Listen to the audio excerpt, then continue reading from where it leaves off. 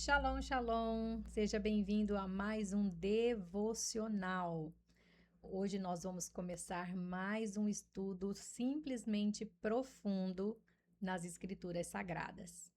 Na semana passada nós estudamos sobre a parábola do semeador e também direcionando isso para a carta que foi escrita à igreja de Éfeso. Então, nós estudamos o texto que está em Mateus 13 e também Apocalipse capítulo 2. Hoje, nós vamos continuar ainda com as parábolas, dirigindo-se às cartas que foram escritas às igrejas da Ásia Menor. Então, se você já está aqui comigo, já pega a sua Bíblia, já pega o seu caderno, já pega o seu marca-texto, enfim, tudo o que você precisa para fazer um bom devocional. Se você está chegando hoje aqui no meu canal, quero me apresentar, eu sou a pastora Ângela Carvalho e esse é o nosso quadro devocional. Toda semana nós vamos estar aqui na segunda-feira às 6 da manhã trazendo um estudo novo. E aí durante toda a semana você vai discorrer na na leitura desses textos, na meditação dessa palavra, trazendo para si algo poderoso. Então, convido você a se inscrever no canal, a dar já o seu like neste vídeo para que ele possa ser considerado aqui na plataforma do YouTube como um conteúdo relevante, para que outras pessoas sejam alcançadas. E acione esse sininho para que você seja notificado também todas as vezes que tiver um conteúdo novo aqui no canal. Mas vamos dar início então ao nosso estudo de hoje. Como eu estava dizendo para vocês, nós vamos continuar estudando a respeito da Mateus capítulo 13, que são as parábolas que Jesus falou às multidões, e também a carta que foi escrita para a igreja de Esmirna. Se você não assistiu o devocional da semana passada, seria importante você assistir para você continuar linkando as informações que estão tanto nas parábolas quanto nas cartas. Então, se você ainda não assistiu, depois que você finalizar esse vídeo, você volta lá na playlist devocional e assiste, tá bom? Então, vamos começar aqui o nosso devocional de hoje, falando então a respeito desse estudo bíblico expositivo. Então, nós vamos estudar quais textos? Anote aí. Mateus capítulo 13, dos versos 23, dos versos 24 ao 30, também do 36 até o 43. Também vamos estudar os textos que estão no livro de Apocalipse 2, dos versos 8 até o 11. Então, Apocalipse 2:10 vai dizer: Sê fiel até a morte, e dar-te-ei a coroa da vida. Já vamos começar com esse texto. A pergunta que une os dois textos: o de Mateus, que fala do joio, e também a carta de Esmirna, que está lá no capítulo 2 do livro do Apocalipse. Então, existe aqui uma tensão profunda que todo crente sincero já sentiu. E eu tenho certeza que, como eu, você que está aí do outro lado também já teve esses questionamentos. Vamos lá para esses questionamentos que um dia eu e você já fizemos. Por que o injusto floresce enquanto o justo sofre? Por que o mal parece prosperar? Por que Deus parece se silenciar diante da violência, da perseguição e da maldade? Então, esses dois textos, que é a parábola do joio e a carta da igreja de Esmirna, surgem em contextos completamente diferentes, mas respondem à mesma angústia. Juntos, revelam que Deus não está ausente. Ele opera em dois tempos: o tempo da paciência e o tempo da vindicação. O mal existe, mas é obra de um inimigo já derrotado na cruz. A resposta de Deus ao mal é sempre cristológica. Então, a resposta para mim e para você é que terá o tempo que será feito o juízo de Deus aqui na terra.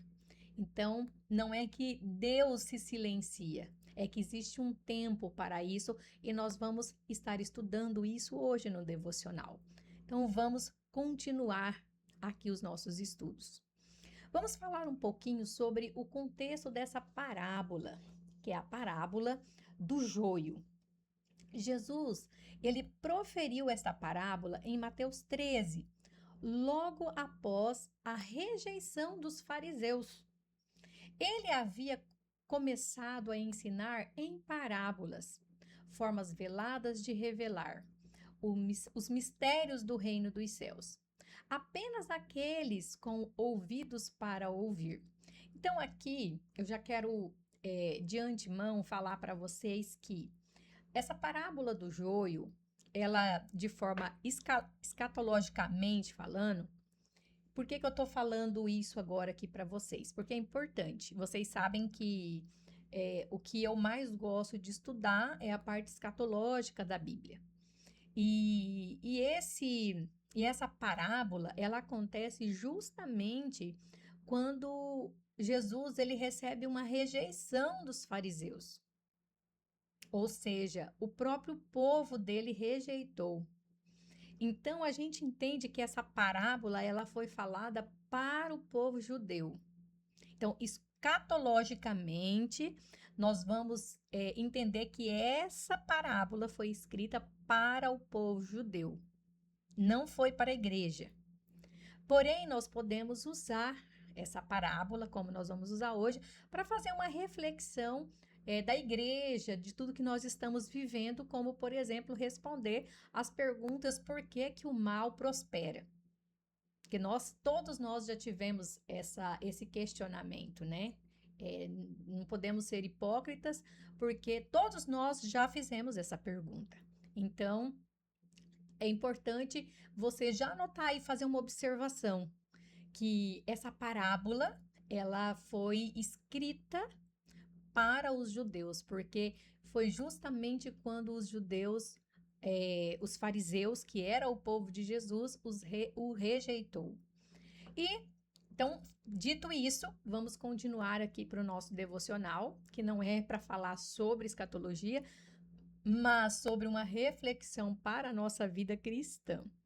Então, nós vamos falar agora também sobre o joio real, que é a sua palavra técnica, né? É cisânia. O joio da parábola, ela é uma erva daninha que nos estágios iniciais de crescimento é visivelmente idêntico ao trigo. Só que tem um porém. Elas têm uma diferença. Quando estão maduras, e isso é importante você entender, elas se parecem muito, mas quando elas estão maduras, cheias, né, no ponto de ser colhidas, o trigo, ela se curva porque está cheio de sementes dentro, então ela se curva pelo peso, e o joio não gera nada. O joio só tem a palha, e esse joio ele continua em pé na plantação. Então, o que a gente já começa a compreender? Até se parece o joio e o trigo, mas o trigo, ele gera fruto. E ele se curva diante do senhorio de Deus. Já o joio não. O joio é só a palha, é só aparência. E ainda mais, nós vamos ver aqui que as raízes do joio, eles se entrelaçam com as do trigo, tornando a separação prematura. E tira ainda os nutrientes do trigo. Ou seja, arrancar o joio cedo, ou seja, antes de distinguir quem é joio e quem é trigo, porque quando o trigo ele produz o seu fruto, ele se curva, então se a gente for coletar isso antes do fruto estar maduro, digamos assim, que o trigo esteja pronto para ser colhido, Provavelmente, se arrancarmos o joio, o trigo será arrancado junto, porque está entrelaçado às suas raízes e os dois são muito parecidos. Então, este detalhe botânico não é acidental. Ele sustenta toda a teologia da parábola sobre a paciência divina do Senhor. Então, por isso que a gente muitas vezes pergunta por que o mal prospera e, na verdade, não é sobre o mal prosperar, e sim sobre a paciência de Deus para que ele não venha arrancar junto com aqueles que não geram fruto o seu trigo, que seria o seu povo. Amém, gente? Até aqui tá entendido, né? Vamos lá, então. Vamos agora para a carta à igreja de Esmirna. Nós vamos falar um pouco sobre ela aqui, trazer um pouco de contexto para vocês relembrarem. Aqui eu quero pedir para você que ainda não assistiu a aula lá da playlist série Apocalipse, vai lá, vai estar escrito assim, ó, aula do capítulo 2. Então, você vai lá na playlist, vai na série Apocalipse e assiste essa aula que vai falar sobre a igreja de Esmirna. É importante porque lá tem muitos detalhes, são ricos em detalhes, porque nós estudamos verso por verso e vai ajudar muito a esclarecer para você, de repente, Deus trazer aí uma revelação de algo que você precisa para a sua vida, tá bom? Então vamos lá. O contexto de Esmirna é uma cidade portuária e centro imperial. Essa cidade, hoje, atualmente, o nome dela é Izmir, na Turquia, fica ali na região da Turquia. Era uma das cidades mais prósperas da Ásia Menor. Porto estratégico e centro fervoroso do culto ao imperador romano. Recusar-se a adorar César era um ato político subversivo, não apenas religioso. Já em contrapartida, a igreja de Éfeso, ela era uma igreja pobre, tribulada e ameaçada. A comunidade cristã de Esmirna era materialmente pobre, socialmente marginalizada e enfrentava a ameaça real de prisão e morte. Martírio de Policarpo, que era bispo de Esmirna no século II, é o eco histórico mais vivo dessa fidelidade até a morte. Ele foi morto, mas não negou a sua fé.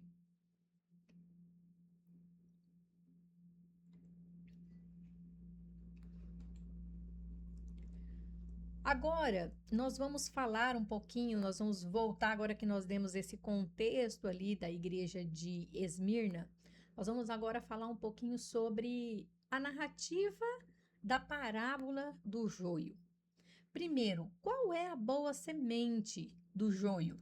Então, eu peço que nós não vamos ler todo o texto, mas nós queremos que você se leve a estudar a palavra. Hoje nós vamos colocar aqui esse texto porque é um texto curto, então nós vamos ler ele aqui.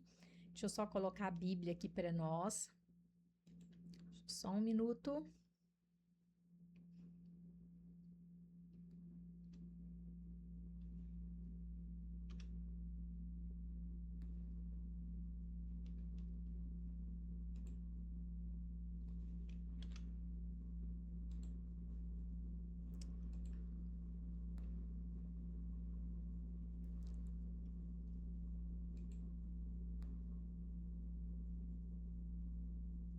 Mateus 13.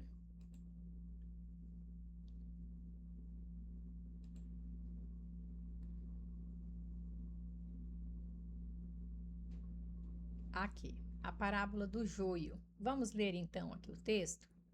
Outra parábola lhe propôs, dizendo: O reino dos céus é semelhante a um homem que semeou a boa semente no campo. Mas enquanto os homens dormiam, veio o inimigo dele e semeou o joio no meio do trigo e retirou-se. E quando a erva cresceu e produziu fruto, apareceu também o joio. Então, vindo os servos do dono da casa, lhe disseram: Senhor, não semeaste boa semente no teu campo? De onde vens, pois, o joio? Ele, porém, lhes respondeu: Um inimigo fez isso.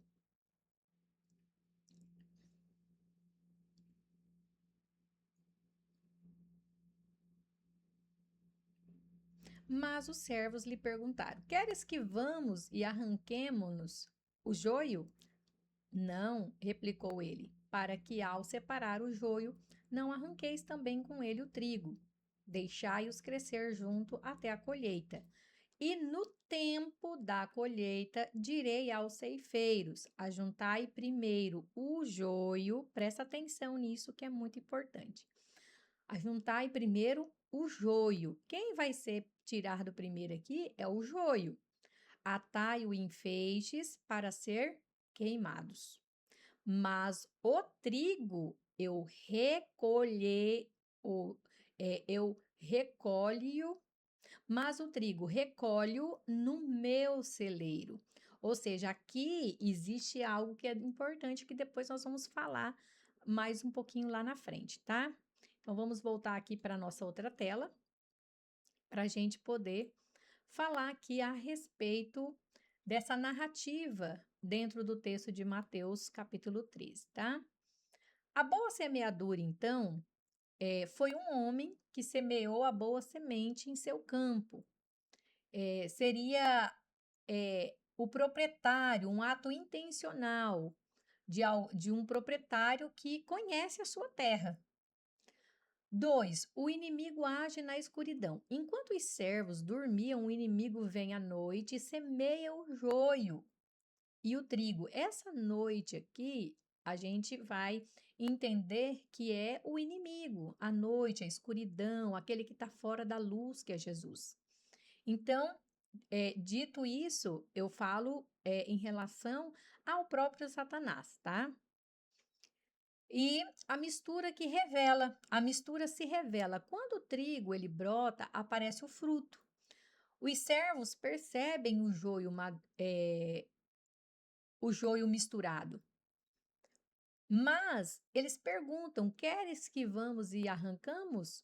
E a resposta de Jesus foi que não é para arrancar. Então, a ordem de Jesus é da paciência. O Senhor respondeu com sabedoria: deixai crescer ambos até o momento da colheita. Vai ter o tempo certo. Então, aqui, a separação tem o seu tempo certo. Mas o tempo não é nosso, o tempo é de Deus. O tempo não é dos servos. A parábola qual é a interpretação para essa parábola? Vamos lá, anote aí. Jesus, ele revela a chave alegórica a pedido dos discípulos. Cada elemento carrega um significado teológico preciso. Então, lá nos versos 36 até o 43, Jesus ele vai dar essa resposta aos seus discípulos, porque eles não compreenderam direito, né, do que se tratava essa parábola. E aí Jesus explica. O semeador é o filho do homem, ou seja, é Jesus Cristo, o soberano, que semeou sobre o campo. O campo simboliza o mundo, não a igreja, mas toda a criação como esfera do reino. A boa semente é os filhos do reino, ou seja, ele semeou os filhos do reino, aqueles que pertencem a Cristo. Ou seja, os seus primeiros discípulos ali foram semeados. A gente viu que lá na carta, ou melhor, na parábola do semeador, ele semeou a sua palavra e teve aqueles que levaram a palavra para o coração e que continuaram fiéis ao Senhor. Aqui ele pega esses fiéis e ele semeia no mundo, ele começa a espalhar esses filhos do reino no mundo. E aí que seria essa boa semente? Aí vem o joio. O joio ele é colocado de forma sorrateira à noite, enquanto os filhos dormiam, ou melhor, enquanto os seus servos dormiam. Aí vem o inimigo e coloca o joio. Os filhos do maligno, que são semeados pelo diabo, que é o nosso inimigo, nosso adversário. Aí nós temos a ceifa. A ceifa é a consumação do século, o julgamento final de Deus. Então, nós vamos ter os ceifeiros, os anjos, que são os agentes da separação definitiva e justa. O que é importante aqui lembrar de novo? Vou voltar aqui e falar de forma escatológica. Por que nós falamos que essa parábola ela é para o povo judeu?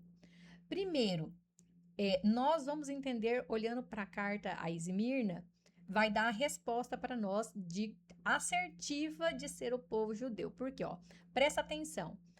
Aqui, o semeador, que é Jesus, ele semeou os filhos dele no mundo, certo? Aqueles que são seus discípulos, que são essa boa semente. Porém, Satanás, ele vem e semeia também os filhos do maligno, aqueles que vêm atrapalhar o crescimento do trigo. Então, nós vamos entender isso. Lá em Apocalipse 19, vai falar sobre essa última colheita, aqui dos ceifeiros, aonde vai vir arrancar o joio do trigo. E vai ser exatamente quando Jesus vem com os seus anjos e os seus exércitos, que é a igreja, para poder resgatar o povo judeu da grande tribulação. Então, os justos resplandecerão como o sol no reino do seu Pai. Então, vai chegar o tempo certo para ser ceifado esse trigo. Amém, gente? Agora vamos falar aqui de Esmirna. Quem fala a essa igreja é o próprio Jesus. E olha a forma que ele se apresenta para essa igreja, né? Essas coisas diz o primeiro e o último, que foi morto e tornou a viver. Por que ele se apresenta dessa forma para essa igreja? Ela representa o povo judeu, e o povo judeu não acreditou na ressurreição de Jesus. Eles não acreditaram, como não acreditam até hoje. Eles ainda estão esperando o Messias. Então, falando de forma escatológica, seria isso. Agora, vamos trazer para o nosso devocional. Eu estou aqui ainda ajudando vocês de forma escatológica a entender também, tá? Vamos falar então aqui sobre a eternidade de Jesus e a sua soberania. O título, o primeiro e o último, ecoa Isaías 44:6, onde ele é atribuído exclusivo a Deus. Jesus reivindica para si a identidade do Deus eterno, porque ele e o Pai são um só. Aquele que existe antes de tudo e além de tudo, sem início e sem fim. Diante de um império que se achava eterno, onde as pessoas tinham que se curvar diante do imperador César, imagina, lá não existia nenhum primeiro César e nenhum último César. Essa soberania é somente dada ao nosso Deus. E ele se apresenta também como aquele que venceu a morte. A expressão foi morto e tornou a viver. Está lá em Apocalipse 1, 17 e 18. É o fundamento da mensagem inteira. Cristo não fala de fora do sofrimento. Ele atravessou a morte e venceu a morte. Quem fala a igreja perseguida é aquele que é ressurreto. Isso transforma a natureza da exortação para um conselho teórico, mas não para um conselho teórico, mas para um testemunho de quem venceu onde parecia ser derrotado. Então, aqui a gente trazendo isso para os nossos dias, todas as vezes que nós acharmos que estamos sendo derrotados, nós temos que nos lembrar de quem nós estamos junto, com quem estamos junto, quem está conosco. Se somos de Jesus, Se somos cristãos verdadeiros, nós já temos que entender que nós somos vencedores em Cristo Jesus. E aqui, a igreja de Esmirna, ainda falando sobre ela foi uma igreja que Cristo reconheceu. E olha o que Cristo reconheceu nela. Conheço a tua tribulação e a tua pobreza. Cristo não ignora o sofrimento da igreja. Ele reconhece, sim, ele conhece. Verbo de intimidade profunda. A tribulação não é um sinal de abandono. É vista, registrada e valorada pelo Senhor ressurreto. Aqui nós vamos ter um paradoxo, né? Esmirna ela era materialmente pobre, mas espiritualmente rica. O inverso exato da última igreja que temos nas cartas do Apocalipse, que é a Laodiceia. O critério dessa riqueza do reino não é um acúmulo material, mas a profundidade da vida em Cristo Jesus. A sinagoga de Satanás. Aqui é o ponto-chave para nós entendermos de forma escatológica que essa parábola do joio, ela tem a ver com o povo judeu. Presta atenção. Refere-se àqueles que, afirmando ser judeus, denunciavam os cristãos às autoridades romanas. Não é condenação ao povo judeu, mas aqueles que usavam a sua identidade religiosa para perseguir e delatar a comunidade cristã. Então aqui a igreja ela estava crescendo e esses fariseus, saduceus, tantos outros,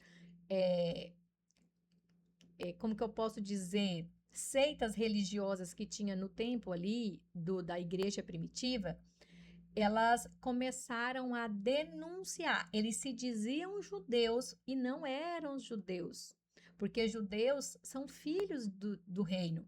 Mas eles começaram a fazer com que o povo que estava se convertendo ao cristianismo fosse perseguido pelo império. Então a gente entende que aqui virou uma mistura, tinha pessoas infiltradas para poder denunciar os verdadeiros cristãos. Então, aqui quando o apóstolo João ele coloca dessa forma que foi Jesus quem revelou a ele sobre a sinagoga de Satanás, a gente sabe que tem um paradoxo em relação à cidade que tinha um grande trono, né, a Zeus, mas a gente também sabe que o Senhor fala em figura de linguagem e quando ele chama aqui a sinagoga de Satanás, ou seja, aqueles que estavam trabalhando para aquele trono, que estavam infiltrando no meio dos cristãos para poder denunciar e os cristãos ser perseguidos, é dessa forma que o Senhor está falando que eles não eram judeus verdadeiros, não eram filhos de Deus verdadeiros. Por isso, nós fazemos essa ligação e entendemos que essa parábola ela está ligada diretamente ao povo judeu na grande tribulação. E agora sobre o grande chamado, né, da igreja de Esmirna. Ó, nada temas. O primeiro imperativo, o medo é real, mas não deve ser o senhor da vida. Cristo fala ao coração antes de falar ao intelecto. Tribulação limitada. Aqui foi profetizado, inclusive, o tempo de tribulação que eles vão viver. 10 dias, sofrimento completo, porém com limite definido por Deus. Ou seja, existe um tempo que esse povo vai ter a sua perseguição. Então, o adversário não tem poder absoluto. Deus, ele é soberano até sobre a duração da aprovação. Ser fiel até a morte. Fidelidade como estilo de vida até o fim. Garante o quê? A coroa da vida. Lá em Tiago 1,12 vai falar também sobre os galardões que vamos receber aqueles que perseverarem. não como um mérito, mas como a graça prometida pelo próprio Senhor Jesus. E o vencedor não receberá o dano da segunda morte, que é a morte física, né? Que nós vamos perder esse corpo, mas nós temos a promessa de uma ressurreição e uma vida eterna com o Senhor. Então, aqui, todo esse contexto da igreja de Esmirna nos arremete ao quê? À grande tribulação. Então, nós precisamos entender que aqui está falando da grande tribulação. Agora, o que esses dois textos têm em comum? O que esses dois temas têm em comum? Para a gente poder já começar a ir para o fechamento do nosso devocional de hoje. Olha só, vamos lá. Coexistência do bem e do mal no mundo presente. Isso é fato. Nós entendemos que o mal, ele existe. Mas, também, nós temos aqui uma imitação enganosa. Não, vamos correlacionar aqui para a gente poder compreender melhor. Então, nós sabemos que existe o bem e o mal, certo? E nós temos ali o entendimento que existe uma paciência e um tempo soberano de Deus. Ele vai agir na hora certa. Por isso que nós ficamos nos perguntando muitas vezes, mas agora a gente tem a resposta. Não é que o mal, ele prevalece, ele prospera. Não, é porque existe um tempo para Deus agir e essa hora é a hora certa. Nós temos aqui uma imitação enganosa. O joio, ele imita o trigo. Falsos judeus imitam identidade religiosa. E se eu falar para vocês que até nos dias de hoje, quando nós vamos estudar a história de todo o povo judeu, né, que eles foram dispersos pelo mundo todo, e no ano 64 eles retornam para Israel, a gente vê que existe ali um grupo que encabeça essa volta do povo de Israel, que nós temos um pouco de desconfiança, não muita desconfiança, a gente tem plena certeza, na verdade, de que se enquadra exatamente aí nesses falsos, eles imitam que são judeus, mas na verdade não são. Eles estão ainda trabalhando, né, como foi dito lá na carta para Esmirna, né, a sinagoga de Satanás. Aqueles que se dizem judeus e não são. Então, eles imitam essa identidade religiosa, mas no fundo não é. Então, nós vamos ter aqui em contrapartida a fidelidade e a perseverança como resposta do crente. Aqui entra para nós, nos nossos dias atuais da igreja, aonde existem pessoas que entram no nosso meio para causar tantos danos, mas a gente não pode arrancar. Nós temos que esperar o tempo certo, que o próprio Deus faz arrancar essas pessoas.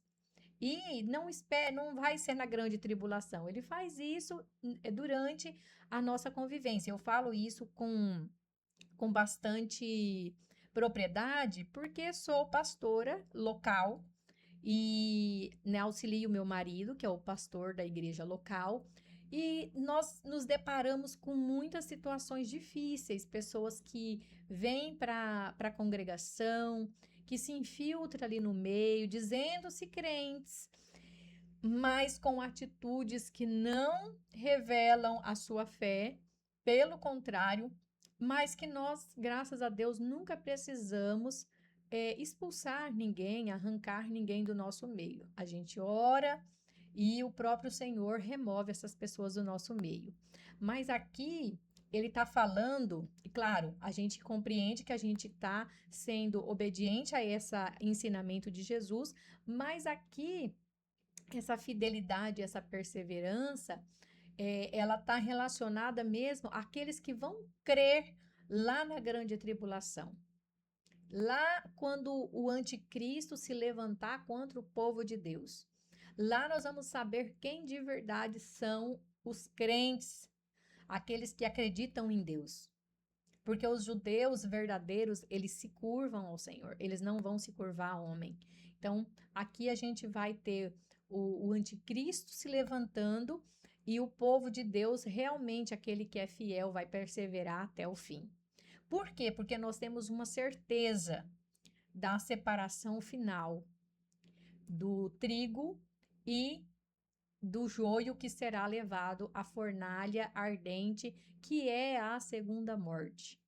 Então, para aqueles que continuarem fiel e até o fim, nós vamos ter o consolo escatológico lá no fim, que é vencer a morte, né? É receber ali o lugar de eternidade, não recebendo a segunda morte, que é a promessa que o Senhor fez para esses que perseverarem nesse momento de tribulação e perseguição. Então, embora escritos em épocas e gêneros distintos, os dois textos convergem em uma teologia coerente. O mal, ele é real, ele é presente, mas ele é temporário e ele é limitado.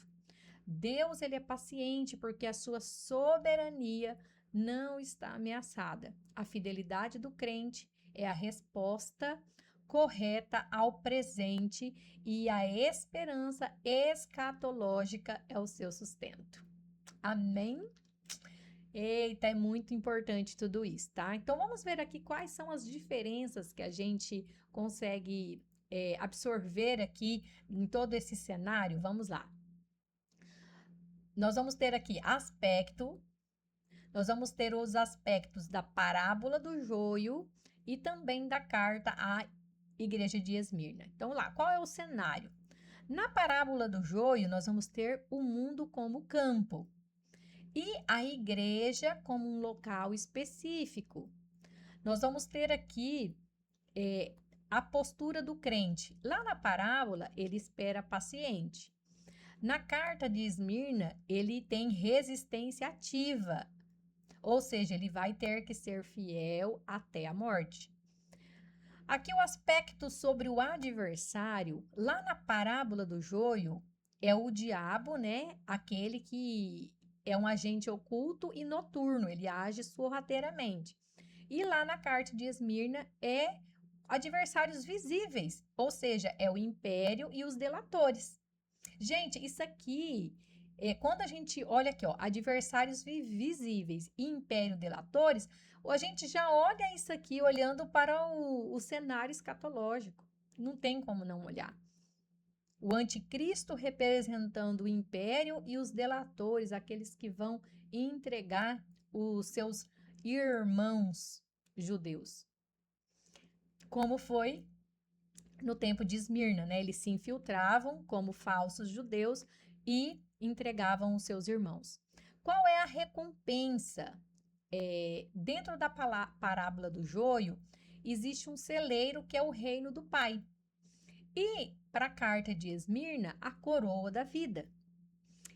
Deixa eu tomar uma aguinha aqui. Recompensa agora. Não, já foi a recompensa. Então, mais um aspecto, a natureza do mal. A parábola do joio vai falar sobre o mistério da mistura, né? Que é difícil distinguir quem é o joio, quem é o trigo. Na carta de Esmirna vai falar o quê? De uma perseguição aberta e declarada. A gente vai saber quem é quem. Então, reconhecer essas diferenças protege o intérprete de leituras superficiais. Cada texto ilumina uma faceta distinta da mesma realidade e juntos oferecem uma visão panorâmica e pastoral do modo como Deus governa a sua criação e cuida da sua igreja. O Senhor, ele cuida, como eu dei o testemunho aqui agora há pouco para vocês. Eu falo com propriedade. O Senhor, ele cuida da sua igreja. E nós vamos agora para a nossa conclusão, aonde e também sobre como vamos aplicar isso na nossa vida, tá? Não antecipe a colheita de Deus. A paciência divina não é fraqueza, é espaço de arrependimento. 2 Pedro 3,9 vai falar sobre isso. Confiar no tempo de Deus é um ato de fé maduro. Então, tenha fé, tenha paciência, persevere. Reavalie a verdadeira riqueza. Como Esmirna, a riqueza espiritual pode coexistir com a pobreza material. Está lá em Mateus 6, versos do 19 até o 21. O que atesoura o coração define quem você é, o que está no seu coração. Na semana passada, nós deixamos uma tarefa para vocês para fazer a seguinte pergunta, né? Como estava o seu coração? Como estava o solo do seu coração? Se você precisava cultivar. Agora nós vamos falar de novo do coração, mas é o que está dentro do seu coração como tesouro. Será que é as suas riquezas? Ou será que é o Senhor Jesus? Então, nós temos que reavaliar o que de fato é para nós a verdadeira riqueza. Eu digo sempre que nós que somos espirituais, que nós devemos buscar aquilo que é espiritual. O próprio apóstolo Paulo nos instrui a isso em suas cartas. Porque aquilo que é natural, ele vai perecer, ele vai se acabar. Então, aquilo que é espiritual não vai se acabar, ele é eterno. Então, que a gente busque. Então, essa semana, que você possa buscar, viver mais nessa busca espiritual, a riqueza espiritual, meditar mais na palavra, ouvir mais louvores, adorar ao Senhor. Se você ora em línguas, ore em línguas. Mas eu estou trabalhando, pastora, ore no seu coração.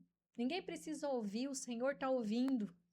Mas busque meditar na palavra, busque buscar essa verdadeira riqueza, porque a igreja de Esmirna, ela fez isso. E prepare-se para a fidelidade. A fidelidade durante a tribulação, ela não nasce na tribulação, ela nasce antes, ela é cultivada antes. Lá em 2 Timóteo 3, versos 12, vai falar sobre isso. E na própria devocional da semana passada nós falamos, né, sobre o nosso coração ali tá cheio de espinhos, que devido ali ou melhor, tá cheio de pedras, né, tá ali cheio de pedregulhos, e esse pedregulho ele simboliza essa tribulação, problemas que vêm, e aí você quer desistir de tudo, desiste da sua fé, não é fiel à sua fé ao Senhor. Então, busque essa fidelidade. O caráter, ele se forma na disciplina cotidiana. Busque ser fiel, mesmo em dias difíceis. E sustente-se na esperança escatológica. O fim é a chave de tudo. Aquele que começou a boa obra em vós, a aperfeiçoará até o dia de Jesus Cristo. Filipenses, né, fala sobre isso, a carta que o apóstolo Paulo escreveu à igreja de Filipos. Então, aqui é importante a gente fechar esse devocional dizendo para você que o Senhor que começou a boa obra em você, ele vai terminar essa boa obra. Eu creio, creio e eu creio. E eu quero fechar esse devocional de hoje, então, mais uma vez, fazendo aqui esse desafio para que você, durante a semana, terça, quarta, quinta, sexta, sábado, domingo, que você busque fazer essa nova forma de vida cristã, essa nova busca pelo tesouro espiritual, pela riqueza espiritual. Busque isso, então que você possa usar aí toda semana, todos esses dias que ainda tem durante a semana para você se alimentar das coisas de Deus. Reflita, medite, vai nos outros vídeos que tem aí no canal, assista, escreva, peça para o Senhor falar com você. E eu creio que nós vamos ter muitos testemunhos e eu deixo aqui a liberdade para vocês colocarem nos comentários, escrever o testemunho de vocês sobre essas experiências que vocês terão fazendo esse devocional.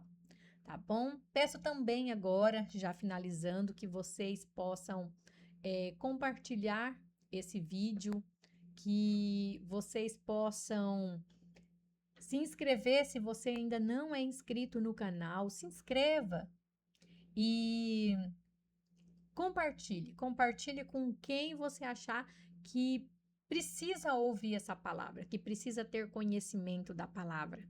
E eu quero pedir nesse momento que você, se você puder, claro, feche seus olhos, eleve seus pensamentos ao Senhor e vamos fazer uma oração aqui para encerrarmos esse devocional. Senhor Deus e Pai de toda a graça, nós te agradecemos porque Tu és o primeiro e o último, o Deus que venceu a morte e está no controle de toda a nossa história. Senhor, nós te entregamos as nossas tribulações, as nossas adversidades. Nós entregamos, Senhor, as nossas pobrezas, as nossas lutas e as nossas perguntas, Senhor, porque muitas vezes nos questionamos o Senhor. Ajuda-nos a confiar no teu tempo, o tempo da tua paciência e o tempo da tua colheita, Senhor. Dá-nos, Senhor, a graça de sermos fiéis até o último momento da nossa vida, Senhor. Que nós possamos ser fiéis até o último momento, Pai, da nossa vida. Firmes na esperança que receberemos essa coroa, esse galardão, Senhor, na eternidade. Guarda-nos do desânimo, Pai. Livra-nos do medo e enche os nossos corações da tua paz. E quando o joio e o trigo forem separados na grande ceifa, que nós estejamos entre os que resplandecerão como o sol no teu reino, em nome de Jesus, porque sabemos, Pai, que nós já estaremos com o Senhor na glória, que nós voltaremos com o Senhor para essa grande ceifa. Nós já estaremos resplandecendo como o sol, como o Senhor, que o Senhor é a luz, é o sol, que quando tivermos vivendo o tempo da eternidade, o sol já nem existirá mais, porque o Senhor será o próprio sol. E que nós estejamos, Pai, nesse tempo aí, da grande ceifa, resplandecendo com o Senhor, em nome de Jesus, que é o nosso Salvador e Senhor. Nós agradecemos a Ti, Pai, em nome de Jesus. Amém e amém. Amém, então, quero convidar vocês a estarem conosco novamente na próxima segunda-feira com mais um estudo devocional, ainda seguindo aqui Mateus capítulo 13 e também a Apocalipse capítulo 2 ainda, tá bom? Então, aguardo vocês na próxima semana. Fiquem com Deus, que a paz do nosso Senhor Jesus esteja com cada um de vocês. Shalom, shalom.